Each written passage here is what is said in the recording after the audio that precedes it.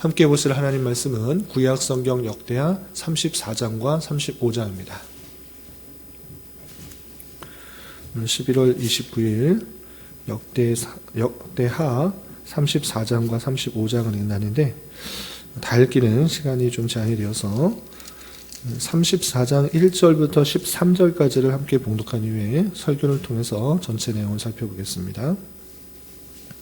구약성경 역대하 34장 1절부터 13절까지 말씀, 구약성경 704면 전후를 보시면 되겠습니다. 1절부터 함께 봉독합니다. 요시야가 왕위에 오를 때 나이가 8세라.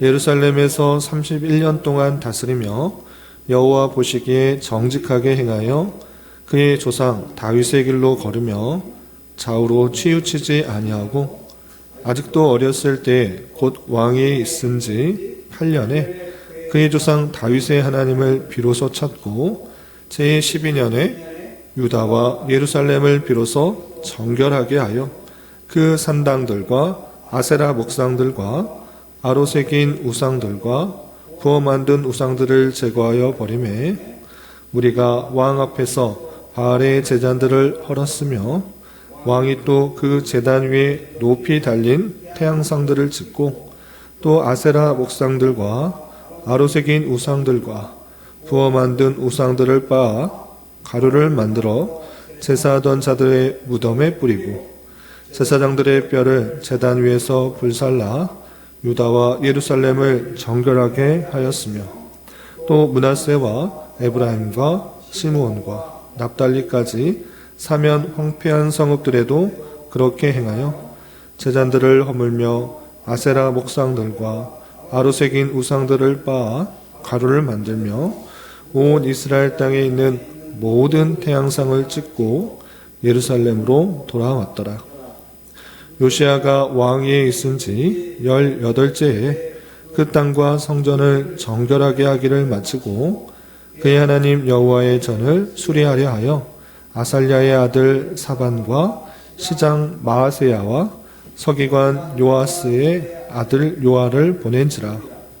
그들이 대제사장 힐기야에게 나아가 전에 하나님의 전에 헌금한 돈을 그에게 주니 이 돈은 문을 지키는 레위 사람들이 므낫세와 에브라임과 남아있는 모든 이스라엘 사람과 온 유다와 베냐민과 예루살렘 주민들에게서 거둔 것이라. 그 돈을 여호와의 전 공사를 감독하는 자들의 손에 넘기니 그들이 여호와의 전에 있는 일꾼들에게 주어 그 전을 수리하게 하되 곧 목수들과 건축하는 자들에게 주어 다듬은 돌과 연접하는 나무를 사며 유다 왕들이 헐어버린 성전들을 위하여 들보를 만들게 하며 그 사람들이 성실하게 그 일을 하니라. 그의 감독들은 레위 사람들 곧 무라리 자손 중 야핫과 오바댜요 그앗 자손들 중 스가랴와 무술람이라. 다 그 일을 감독하고 또 악기에 익숙한 레위 사람들이 함께하였으며 그들은 또 목독꾼을 감독하며 모든 공사 담당자를 감독하고 어떤 레위 사람은 서기와 관리와 문지기가 되었더라. 아멘. 예, 감사합니다. 오늘 말씀 읽을 본문은 역대하 34장과 35장입니다. 우리가 어제 살펴봤던 역대하 33장에서는 히스기야의 아들 므낫세와 또 그의 아들 요다 아몬의 통치에 대해서 살펴봤는데 므낫세가 히스기야의 아들로서 가장 오랜 동안 통치를 하였지만 그 모습이 하나님 보시기에 정직하지 않고 악을 행했던 모습을 살펴볼 수 있었습니다. 그 악을 행하는 그 모습 가운데 하나님께서 아수를 들어서 그를 치심으로 말미암아 그가 비로소 회개하고 하나님께서 여호와께서 참된 하나님이라는 것을 깨닫고 회개하는 모습을 볼 수가 있었고, 그리고 므낫세의 아들 아몬은 또 므낫세의 악한 모습을 본받아서 통치하다가 2년 만에 신하에게 죽은 그 안타까운 모습을 살펴볼 수 있었습니다. 그리고 이어지는 34장과 35장은 아몬의 아들인 요시야의 통치에 대해서 나오는데 33장에서는 두 명의 왕이 간략간략하게 소개되고 있지만 오늘 나오는 요시야 왕은 34장과 35장 길게 기록되고 있는 것을 통하여서 그의 행적을 소개할 것이 많다는 것을 알 수 있습니다. 오늘 아침 시간에 그 내용들을 아주 자세하게 소개하지는 못하겠지만 간략간략하게 보면서 어떤 점을 강조하고 있는지 살펴보고 또 교훈받는 시간을 갖도록 하겠습니다. 우선 34장 1절에서 보시면 요시야가 왕위에 오를 때의 나이가 8세라. 나이가 어림에도 불구하고 왕으로 오를 수 있었던 것은 그의 아버지가 신하들의 반역에 의해서 갑작스럽게 죽게 되어서 왕으로 오르게 된 것입니다. 8살 때 왕으로 올라서 몇 년 동안 통치했는가 보시면 예루살렘에서 31년 동안 다스렸다 이렇게 됐습니다. 31년 동안 다스렸는데 그의 평가가 어땠는가 2절에 이렇게 기록되어 있습니다. 1절 보시면 여호와 보시기에 정직하게 행하여 그의 조상 다윗의 길로 걸으며 좌우로 치우치지 아니하였다 하면서 31년간의 통치가 하나님 보시기에 정직하고 또 다윗의 길로 행했다라고 긍정적으로 평가하고 있는 그 모습을 볼 수 있습니다. 그렇다면 31년 동안 어떤 통치를 했기에 그가 긍정적인 또 평가를 얻을 수 있는가? 그 내용들이 3절 이하 35장까지 기록되어 있는데 그 내용을 좀 더 보도록 하겠습니다. 3절 보시면 아직도 어렸을 때 곧 왕이 있은 지 8년에 왕이 있은 지 8년이면 8살 때 왕이 되어서 8년이 지났기 때문에 16살 아직도 성인이 되지 않은 어린 상태입니다. 그럼에도 불구하고 이 8년째 되는 해에 어떤 일을 행했는가? 그의 조상 다윗의 하나님을 비로소 찾고 하나님을 찾았다. 역대기에서 계속적으로 강조하고 있는 그 표현들. 하나님을 찾고 구하는가? 그렇지 않고 자기의 뜻과 자기의 생각과 또는 우상들을 찾고 나아가는가라고 할 때 이 요시야 왕은 8년째 되는 해에 비로소 하나님을 찾게 되었다 이렇게 평가하고 있는 것입니다. 그리고 제12년에 20살이 되는 그런 때에 유다와 예루살렘을 비로소 정결하게 하여 그 산당들과 아세라 목상들과 아로새긴 우상들과 부어 만든 우상들을 제거하여 버렸다 이렇게 평가하고 있습니다. 20살이 되어서 이제 성인이 되었기 때문에 더욱더 자기의 뜻과 생각들을 펼칠 수가 있게 된 것입니다. 그래서 어떻게 했는가? 유다와 예루살렘 거기에 있는 다양한 우상들을 정결하게 한 그 모습을 볼 수 있습니다. 어떻게 정결했는가? 4절 이하 7절까지 자세하게 나왔는데 4절과 7절만 보시면 4절 무리가 왕 앞에서 바알의 제단들을 헐어버렸으며 왕이 또 그 제단 위에 높이 달린 태양상들을 찍고 또 아세라 우상들과 아로새긴 우상들과 부어 만든 우상들을 빻아 가루를 만들어 제사하던 자들의 무덤에 뿌렸다라고 하면서 왕과 그 백성들이 우상들을 다 완전히 부숴서 더 이상 이제 이것을 의지하지 않고 하나님만 의지하게 하기 위해서 강력한 시행을 하는 모습을 볼 수 있습니다. 또 7절에도 이런 표현이 있습니다. 7절 제단들을 허물며 아세라 목상들과 아로새긴 우상들을 빻아 가루를 만들며 온 이스라엘 땅에 있는 모든 태양상을 찍고 예루살렘으로 돌아왔더라 라고 하면서 우상들이 다시는 이 땅에 있지 않게 하기 위해서 완전히 완전히 없애버리려고 하는 그 모습들 그리고 온 땅에 돌아다니면서 그런 우상들을 제거하는 그 모습들을 보이게 된 것입니다.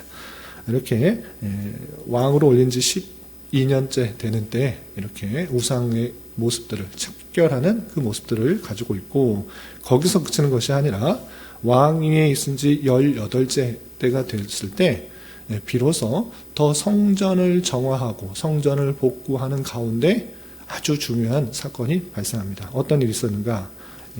8절 보시면 요시야가 왕이 있은 지 18째 해에 그 땅과 성전을 정결하게 하기를 마치고 그의 하나님 여호와의 전을 수리하려 하여 아살랴의 아들 사반과 시장 마아세야와 서기관 요아하스의 아들 요아를 보낸지라 했습니다. 땅과 성전을 정결하게 우상들을 다 제거하여 버리고 그것으로 그치는 것이 아니라 이제 하나님을 더욱더 잘 섬기게 하기 위해서 성전에 무너진 것, 또 보수할 것들을 살펴보며 그것을 깨끗하게 할 뿐만 아니라 복구하고자 하는 것입니다. 그래서 돈을, 헌금한 것들을 가지고 그 일꾼들에게 주어서 이곳저곳 정결하게 하고 또 성전을 복구하는 그 장면이 이어지게 됩니다. 그런데 이때 성전을 복구하고 또 정결하게 하는 가운데 어떤 일이 발생하는가? 좀 건너뛰어서 14절에 보면 이런 표현이 있습니다. 14절. 무리가 여호와의 전에 헌금한 돈을 꺼낼 때 제사장 힐기야가 모세가 전한 여호와 율법책을 발견하였다는 것입니다. 성전을 정결하게 하기 위해서 헌금한 돈을 빼고 또 이렇게 정결하게 하는 가운데 제사장 힐기야가 율법책, 모세의 율법책을 발견하게 된 것입니다. 그래서 제사장이 어떻게 하는가? 이것을 서기관에게 전달해 줍니다. 그래서 15절 보시면 제사장 힐기야가 서기관 사반에게 말하여 이르되 내가 여호와의 전에서 율법책을 발견하였노라 하고 힐기야가 그 책을 서기관 사반에게 전해준 것입니다. 서기관이 하는 역할이 또 율법책을 또 옮기고 또 기록하는 그런 일이기 때문에 더 자세하게 알 수 있기에 그것을 전달하게 준 것입니다. 그럼 사반은 어떻게 했는가라고 할 때 좀 건너뛰어서 18절에 이렇게 되어 있습니다. 18절 서기관 사반이 또 왕에게 아뢰어 이르되 제사장 힐기야가 내게 책을 주더이다 하고 사반이 왕 앞에서 그것을 읽었다 했습니다. 그래서 율법책을 발견한 것은 제사장 힐기야였지만 힐기야가 서기관 사반에게 주고 사반이 그것을 가지고 내가 갖고 있으면 안 되겠다. 이것을 왕에게 알려줘야겠다 해서 왕 요시야에게 나아가서 그 율법책을 읽게 된 것입니다. 그 율법책을 들은 왕은 어떻게 반응하였는가? 19절에 이렇게 표현되어 있습니다. 19절 보면 왕이 율법의 말씀을 듣자 곧 자기 옷을 찢더라. 율법의 내용을 듣자 참으로 안타까운 일을 발견하여서 옷을 찢을 수밖에 없는, 마음이 찢어질 수밖에 없는 그 상황들을 깨닫고 그 행동을 하게 된 것입니다. 어떤 내용이 있기 때문에 그랬는가? 21절에 좀 건너뛰어서 21절에 이렇게 표현되어 있습니다. 21절 보시면 너희는 가서 나와 및 이스라엘과 유다의 남은 자들을 위하여 이 발견한 책의 말씀을 대하여 여호와께 물으라. 우리 조상들이 여호와의 말씀을 지키지 아니하고 이 책에 기록된 모든 것을 준행하지 아니하였으므로 여호와께서 우리에게 쏟으신 진노가 크도다 하니라. 왕이 말씀을 듣고 자기 옷을 찢을 수밖에 없었던 것은 하나님께서 우리를 보시고 하나님의 말씀을 순종하지 않았기 때문에 우리에게 쏟으신 진노가 크구나를 깨닫게 된 것입니다. 우연히 이런 어려움들이 있었던 것이 아니라 선대의 그런 악행들, 죄악들이 있었기 때문에 하나님께서 우리에게 진노하셨구나를 깨달아 이 사실들을 깨달아 옷을 찢었을 뿐만 아니라 이 사실들을 나만 알고 있어야 된 것이 아니라 모든 사람들이 알아야 될 것이고 또한 우리가 어떻게 해야 되는지 또 하나님께 물어달라 이렇게 요청을 하게 됩니다. 왕의 이 명령에 따라 하나님께서 원하시는 것이 무엇인가, 지금 이 상태에서 하나님께서 원하시는가 무엇인가 이것을 묻게 되고 이에 따라서 그 보낸 사신들이 여선지자 훌다에게 가서 훌다가 하는 이야기를 듣고 다시 왕에게 보고하게 됩니다. 그 내용이 쭉 이어지게 되는데 여선지자 훌다가 이런 상황 속에서 하나님께서 무엇을 원하시는지 전달해 주는 말씀이 24절과 25절에 이렇게 이어집니다. 좀 건너뛰어서 24절, 25절 보시면 여호와께서 이같이 말씀하시기를 내가 이곳과 그 주민에게 재앙을 내리되 곧 유다 왕 앞에서 읽은 책에 기록된 모든 저주대로 하리니 이는 이 백성들이 나를 버리고 다른 신들에게 분향하며 그의 손의 모든 행위로 나의 노여움을 샀습니다. 그러므로 나의 노여움을 이곳에 쏟음에 꺼지지 아니하리라 하라 하셨느니라 이렇게 표현하고 있습니다. 하나님의 말씀을 순종하지 않음으로 말미암아 그 진노가 있을 것이다 이렇게 전하라 하게 되고 그것을 또 왕에게 전해주게 되는 것입니다. 이런 이야기를 듣자 왕이 어떻게 되는가? 당연히 하나님의 진노가 있으면 안 되기 때문에 온전히 회개하여서 하나님만을 믿고 하나님만을 따르겠다라고 다시 회개하고 하나님 앞에 약속을 다짐해야 되는 것입니다. 그래서 왕이 그 백성들을 불러 모아 다시 한번 언약을 갱신하고 하나님 앞에 온전히 살겠다고 다짐하는 내용이 29절이야 33절에 이렇게 표현되어 있습니다. 좀 건너뛰어서 29절 보시면 왕이 사람을 보내어 유다와 예루살렘의 모든 장로들을 불러 모으고 여호와의 전에 올라가매 유다 모든 사람과 예루살렘 주민들과 제사장들과 레위 사람들과 모든 백성이 노소를 막론하고 다 함께 한지라. 다 불러 모았습니다. 불러 모아놓고 어떻게 하는가? 왕이 여호와의 전 안에서 발견한 언약책의 모든 말씀을 읽어 무리의 귀에 들려주고 율법책의 내용들을 다 알려준 것입니다.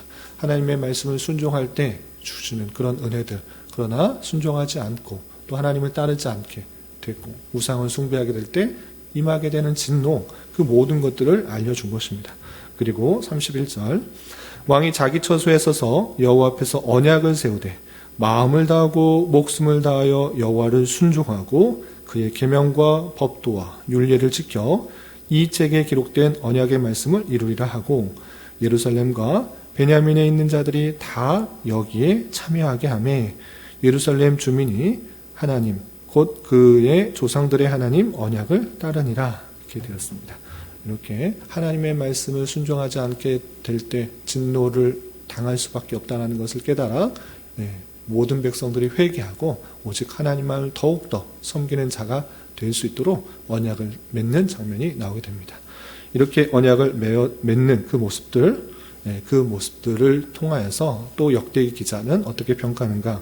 33절 말미에 보시면 그들의 하나님 여호와를 섬기게 하였으므로 요시야가 사는 날에 백성이 그들의 조상들의 하나님 여호와께 복종하고 떠나지 아니하였다. 이렇게 말하면서 언약을 맺음으로 그 백성들이 하나님을 떠나지 않는 그 모습들이 길어지고 있는 것입니다. 이렇게 선한 모습을 행했을 뿐만 아니라 언약을 통해서 백성들이 주께로 나오게 했을 뿐만 아니라 35장에서는 그가 또 유월절을 지키게 하는 장면이 나옵니다. 그 내용들이 길게 설명되어 있는데 몇몇 구절만 보겠습니다. 35장 1절에서 보시면 요시야가 예루살렘에서 여호와께 유월절을 지켜 첫째 달 14째 날에 유월절 어린 양을 잡으니라. 유월절을 지키는 장면이 나오고 건너뛰어서 4절 보시면 너희는 이스라엘 왕 다윗의 글과 다윗의 아들 솔로몬의 글을 준행하며 너희 족속대로 반열을 따라 스스로 준비를 하고 너희 형제 모든 백성의 족속의 서열대로 또는 레위 족속의 서열대로 성소에 서서 스스로 성결하게 하고 유월절 어린 양을 잡아 너희 형제들을 위하여 준비하되 여호와께서 모세를 통하여 전하신 말씀을 따라 행할지니라 하면서 언약을 통해 하나님의 말씀을 순종하게 할 뿐만 아니라 유월절을 지키도록 명령하는 장면이 나옵니다. 그 명령에 따라 실제로 행하는 장면이 쭉 이어지는데 반복되니까 건너뛰고 16절을 보겠습니다. 16절 보시면 이와 같이 당일에 여호와를 섬긴 일이 다 준비되매 요시야 왕의 명령대로 유월절을 지키며 번제를 여호와의 제단에 드렸음에 그때 모인 이스라엘 자손이 유월절을 지키고 이어서 무교절을 7일 동안 지켰다. 이렇게 했습니다. 이렇게 요시야의 명령을 따라 유월절을 지켰는데 유월절을 지킨 것에 대한 평가가 바로 뒤에 18절에 이렇게 이어지게 됩니다. 18절 보시면 선지자 사무엘 이후로 이스라엘 가운데서 유월절을 이같이 지키지 못하였고 이스라엘 모든 왕들도 요시야가 제사장들과 레위 사람들과 모인 온 유다와 이스라엘 무리와 예루살렘 주민과 함께 지킨 것은 유월절을 지키지 못하였더라. 요시야가 왕이 있은 지 18째 해에 이 유월절을 지켰더라. 이렇게 표현하고 있습니다. 요시야가 지킨 이 유월절, 이것을 평가할 때 사무엘 이후로 이스라엘 가운데서 유월절을 이같이 지키지 못하였다. 사무엘 이후로 유월절을 제대로 지킨 것은 요시야다라고 평가하고 있는 것입니다. 물론 히스기야 왕도 유월절을 지키긴 하였으나 그 모습이 완전하지 못한 그 모습들로 평가하고 요시야가 정말 사무엘 이후로 정말 잘 지켰다 이렇게 평가하고 있는 그 모습을 볼 수 있습니다.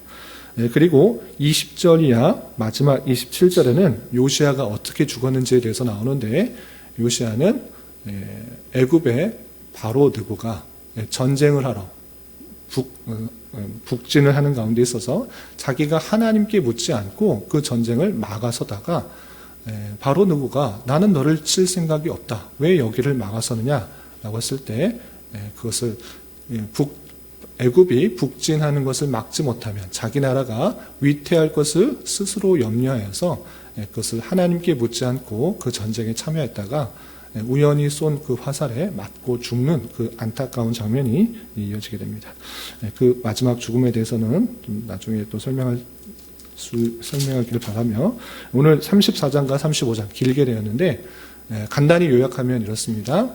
34장에서는 요시야 왕이 우상을 척결하고 하나님을 온전히 섬기는 신앙을 회복할 뿐만 아니라 백성들과 언약을 맺어서 하나님만을 섬기게 한 내용들이고 35장에서는 유월절을 다시 한번 잘 지켜서 사무엘 이후에 이렇게 잘 지켰던 때가 없었다라고 할 정도로 유월절을 회복한 그 모습을 살펴볼 수 있습니다. 그렇다면 그 요시야 왕의 31년의 통치에 있어서 왜 이 두 사건을 크게 강조하고 있는가를 우리는 살펴봐야 될 것입니다. 역대기 기자는 다른 것을 찾고 의지하는 것이 아니라 다른 것 다 필요 없고 하나님만을 찾고 의지하는 신앙이 정말 중요하다는 것을 계속 강조하고 있는 것입니다. 온 땅에 자기가 만들고 싶은 우상들 각각 섬겨놓고 자기가 하고 싶은 대로 빌며 그 우상에도 바라는 거 다 그런 것 소용없는 것이고 참으로 우리가 믿고 의지해야 될 것은 그런 것이 아니라 오직 하나님이다라는 것들을 계속적으로 보여주고 있는 것입니다. 요시야 왕은 그 모습들을 다시 한번 회복하여서 그 백성들에게 오직 하나님께서 주신 율법과 규례들을 따라 하나님만을 섬길 수 있도록 강조했던 것이고 그런 백성들을 그런 삶을 살 수 있도록 했던 것이고 또한 유월절 지킨 것을 강조하고 있는 것을 볼 수 있는데 유월절을 지킨 것 그 무슨 의미가 있는지를 우리는 잘 생각해야 되는 것입니다. 단순히 그냥 민족적 절기를 지킨 것에 의미가 있는 것이 아니라 그냥 민족의 명절을 지킨 의미가 있는 것이 아니라 유월절을 계속해서 역대기 기자가 강조하고 있는 이유를 우리는 잘 깨달아야 될 것입니다. 히스기야도 유월절을 회복하고 또 요시야 왕도 유월절을 정말 잘 지켰는데 왜 유월절을 계속적으로 강조하고 있는가를 잘 알아야 되는데 그것은 그 백성이 구원받을 수 있는 것은 오직 하나님의 은혜다라는 것을 보여주는 사건인 것입니다. 이스라엘 백성들이 애굽에서 나올 수 있었던 것은 자신의 힘과 능력과 수많은 인구 때문에 애굽에서 나올 수 있었던 것이 아니라 오직 어린 양, 아무 흠없는 어린 양의 피로 말미암아 죽음에서 유월되었고 그것으로 말미암아 출애굽되었다. 종되었던 것에서 구원받았다. 그것은 오직 하나님의 은혜다. 하나님께서 택하신 백성에게 베푸신 놀라운 은혜다. 너희들이 온전히 살 수 있다는 것. 그리고 이 땅에서뿐만 아니라 영원한 구원을 얻을 수 있는 것은 아무 흠없는 어린 양 대신 그 중보자의 보혈의 은혜로만 구원받을 수 있다는 것을 계속적으로 그 백성들에게 심어주고 있는 것입니다. 그러므로 말미암아 유월절을 회복하고 유월절을 지키는 그 정신은 우리의 구원이 우리의 소망이 오직 예수 그리스도의 중보자의 은혜밖에 없다라는 것을 계속적으로 보여주는 그 사건이라는 것을 잊지 말아야 될 것입니다. 그러므로 말미암아 오늘날 우리의 삶에 있어서도 우리가 믿고 의지할 것은 주님밖에 없으며 우리의 구원은 오직 예수 그리스도의 보혈의 은혜로밖에 없다는 것을 잘 깨달아 우리는 그 은혜로 믿음으로 말미암아 구원을 받았으므로 온전히 주님만을 찬양하며 감사 찬송하는 자의 삶을 살아가야 되는 것입니다. 이런 말씀의 교훈에 따라서 우리가 믿고 의지하는 것이 오직 주님뿐이 없어야 될 것이고 또 우리의 구원이 오직 예수 그리스도를 통해서 주셨다라는 그 큰 은혜를 인하여서 언제나 어디서나 감사 찬송을 할 수 있는 자가 되어야 될 것입니다. 이런 은혜가 저와 여러분 우리 모두에게 있기를 진심으로 기원합니다. 기도하겠습니다. 하나님 아버지 감사합니다. 오늘 말씀을 통해서 요시야 왕의 통치 모습을 살펴보았습니다. 이런 말씀을 대한 자로서 우리 또한 하나님 외에 다른 것들을 의지하고 소망하는 모든 것들을 버리게 하여 주시고 오직 주님만을 찾게 하여 주시며 우리의 죄와 연약함에도 불구하고 우리의 구원이 중보자 되시는 예수 그리스도의 보혈의 피로 가능하다는 것을 잘 깨달아 주님의 은혜에 감사 찬송하는 자 되게 하여 주시고 내 결정이 우리 주변 사람들에게 많은 영향을 끼칠 수 있는 줄 알아 하나님 앞에 늘 묻고 구하는 가운데 바른 판단과 결정을 할 수 있는 자 되게 하여 주시옵소서. 주님, 11월은 결산과 계획이라는 주자로 한 달을 보냈습니다. 한 해를 되돌아보며 부족했던 점을 잘 보완하여 내년을 계획하게 하여 주시고 하나님께서 원하시는 성도와 교회의 모습으로 계속해서 잘 성장할 수 있는 은혜가 있게 하여 주시옵소서. 주님, 교회는 육체의 질병과 연약함으로 생활이 어렵고 힘든 가운데 있는 여러 성도들이 있습니다. 주님 지켜주셔서 건강하게 잘 치유되고 회복될 수 있도록 인도하여 주시고 직장과 사업장의 문제로 가족의 전도와 신앙을 위해 복된 결혼과 가정을 위해 주님께 간절히 부르짖며 나아가는 여러 지체들이 있사오니 주님 그들과 함께하여 주시고 그들의 기도 응답해 주시사 우리의 기대와 소망보다 훨씬 더 풍성한 것들로 채워주시는 하나님을 깊이 경험할 수 있는 기회 되도록 인도하여 주시옵소서. 오늘 저녁에 있는 수요 성경 공부 시간에도 주님 함께하여 주실 줄 믿으며 이 시간 각자 간절하게 간구하는 기도 제목 주님께서 들으시고 가장 선한 것들로 응답하여 주시옵소서. 예수님의 이름으로 기도 올리옵나이다. 아멘.